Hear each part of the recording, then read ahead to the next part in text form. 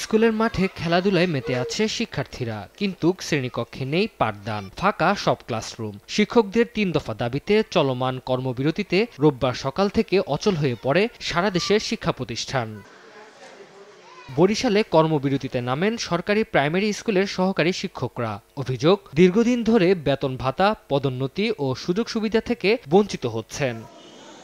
রাজশাহীতে শিক্ষার্থীরা স্কুলে আসলেও শিক্ষকদের আন্দোলনে ক্লাস না করে ফিরে যেতে হয়। দাবি মেনে সরকারকে দ্রুত প্রজ্ঞাপন দেওয়ার আহ্বান জানান আন্দোলনকারীরা।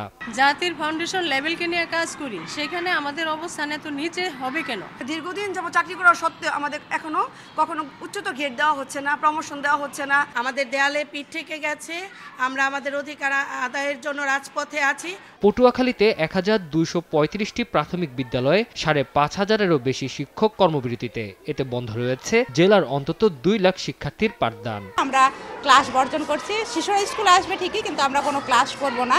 এসে দেখেছি কোনো ক্লাস হয়নি, কোনো অ্যাসেম্বলি হয়নি, ক্লাস হচ্ছে না, যে যার মতো খেলতেছে। এদিকে ময়মনসিংহ, মেহেরপুর, হিলিসহ দেশের প্রায় সব সরকারি প্রাথমিক বিদ্যালয়ের দাবি দেওয়া আদায়ে বন্ধ রয়েছে ক্লাস পরীক্ষা। ১ ডিসেম্বর থেকে বার্ষিক পরীক্ষা শুরু হওয়ার কথা রয়েছে।